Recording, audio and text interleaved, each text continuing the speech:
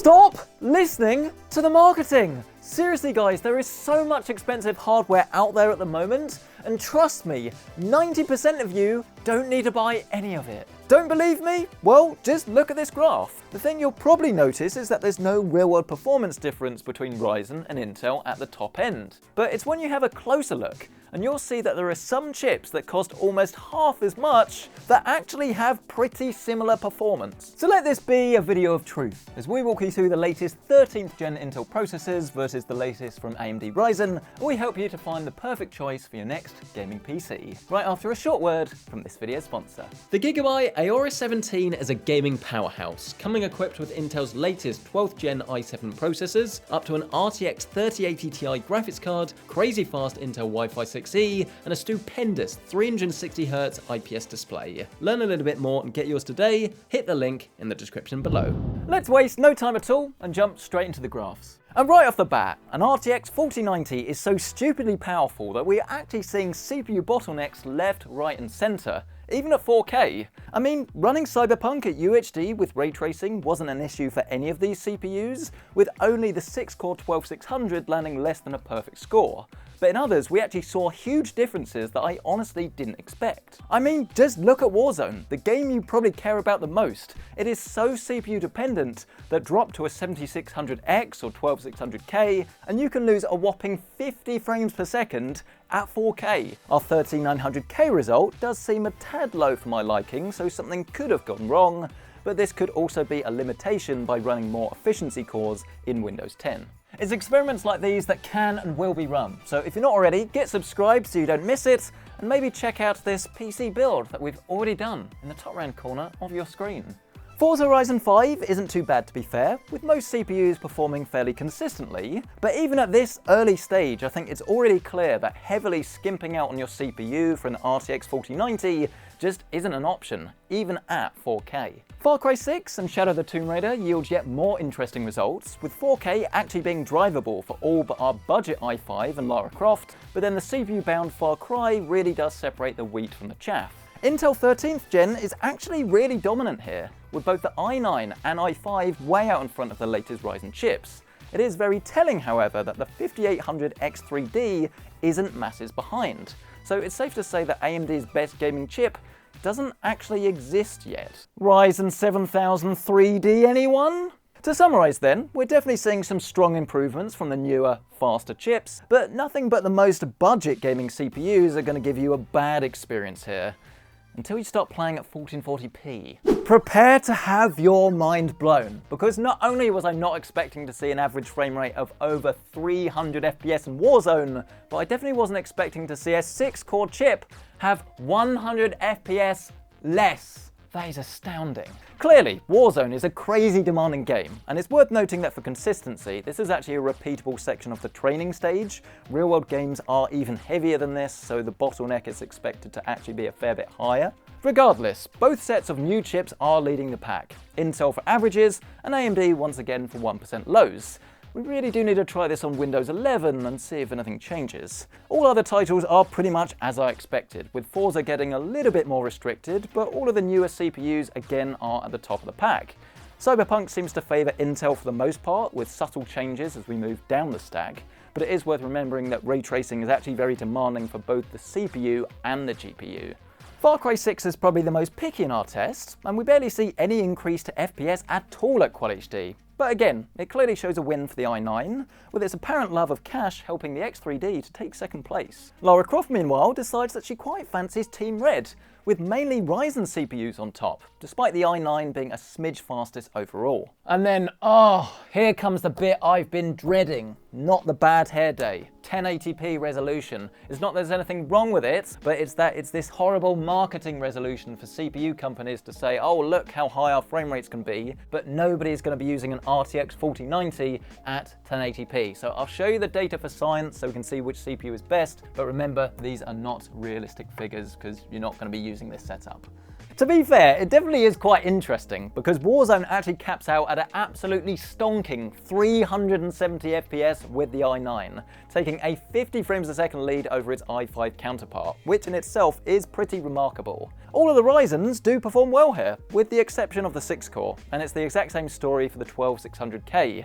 Much lower FPS, almost certainly caused by the lack of core count. Once again though, big win for Ryzen with the 1% lows, absolute techers that you should keep in mind. Moving through the other graphs a little bit more quickly, and you'll see that Far Cry 6 has now given up completely. It's essentially the same FPS at Quad HD and 1080p. Intel picks up some FPS victories in Forza Horizon, and notably in Cyberpunk 2. We're actually getting some CPU bottlenecking in Cyberpunk with ray tracing. And then as for Shadow of the Tomb Raider, well, it is a firm win for the i9 once again, in both average FPS and 1% lows. But don't worry if you do forget this, I'm sure Intel's marketing team will be reminding you later. But whoa, don't go anywhere just yet. Don't go thinking you've seen it all, because the real story only just starts now. My God, the 13900K is pure madness, man. Please don't unsubscribe. Running Cinebench, followed by all of our gaming tests, we measured peak power and temperatures with a triple radiator Corsair H150i, and I mean, just look at these results. 275 watts of power. 275! We've gone full send, ladies and gentlemen. And before you Ryzen fanboys pipe up in the comments, the 7950X isn't exactly that far behind either, coming in at 235 watts. It's less, but it's still crazy. Intel's 13600K is much better behaved though, at a mere 160 watts, but when compared to the 5800X3D, all of these top-end chips are just not the most efficient gaming machines you can buy. As you'd expect, this does carry over to thermals, though it should be noted that the new Ryzens are actually designed to sit between 90 and 95 degrees Celsius, make of this what you will, but it is clear that the big chips will need a beefy cooler, as every single big boy gaming chip hit 90 degrees Celsius. Blimey. Obviously, it is worth noting that you do have huge difference in core counts across all of these chips, and while you're not necessarily going to need extra cores for gaming, there is going to be a sweet spot. The more you have, the more productivity you can do, but the more power you're going to use. So getting something that sort of sits in between should be your goal as a PC gamer. And I think there's one chip that already starts to stand out a bit. The i5 13600K. Let's bring up the serious graphs now. And the average FPS is actually the highest with the Intel i9 13900K. So you'll no doubt hear that this is the fastest and best gaming CPU, will be plastered all over walls everywhere, you won't be able to miss it, even though the 1% lows are actually slightly better on average with a Ryzen 9. But of course, the most important graph of the lot is always price per frame, and here we see the story start to unravel for real. The i9 and Ryzen 9s actually offer pretty terrible value for money for pure gamers, with a cost per frame being double on the 7950X versus a 13600K. This is where the whole if you need it argument comes into play, as if you need the best gaming performance possible, or maybe you want to do multitasking or properly use all of those cores, then go for gold, but look a little bit closer. The average FPS at 1440p is 6. Yes, just 6 FPS lower on the 13600K over the 13900K, and it's almost identical to the more expensive 7900X. The 7900X has 5 frames a second higher 1% lows, but for £200 more? For that? Surely you've got to be joking. And here's the thing, the true cost of the Ryzen platform isn't actually the CPUs, it's the sum of the entire parts. So you need a more expensive motherboard that is really annoying, it's great for future-proofing, but it's stuff that's not going to improve your FPS. You're going to need to grab DDR5 memory, and you're going to need to grab 32 gigabytes of the stuff, because you can't save money and get 2x8, because I'm pretty sure that doesn't really exist. You have to go for more expensive 32 capacity that, as we know, isn't really necessary for gaming at all. The 5800X3D actually proves this point, as we tested this with just 16 gigabytes of memory running at 3600 MHz of DDR4, which is half the capacity, running at a much lower speed than the rest of the DDR5 motherboards, and yet it kept up with the other chips valiantly, coming a joint third place in 4K averages. So I think it's actually a pretty easy decision if you're looking to build a proper die-hard PC gaming rig right now. You want to grab a Core i5 13th gen, you want to grab 16 gigabytes of DDR4 memory, and then a DDR4 compatible motherboard. You could go for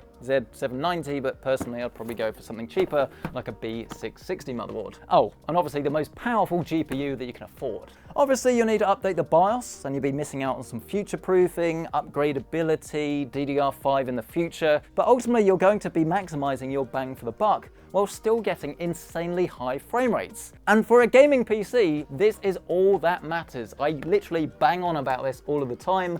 We can talk about the future, but why not just have higher frame rates today? Don't get me wrong, Ryzen absolutely has its place, and I think it's a fantastic choice for gaming PCs, for productivity powerhouses. You've got those higher 1% lows, you've got more future-proofing, new features. You've actually got a socket that's going to last longer than this probably dead platform, so if you want to upgrade to like a 3D version in a year or two, you'll probably be able to do that. But at the moment, I do think it is a little bit overpriced for what it is. That's not to say Intel are underpriced, because they're definitely not, but the fact of the matter is the platform at the moment with DDR4 memory should be cheaper. So we'll be testing to see how much difference DDR4 makes versus DDR5 with Intel, but I would absolutely love to hear your thoughts on this. What do you think's better?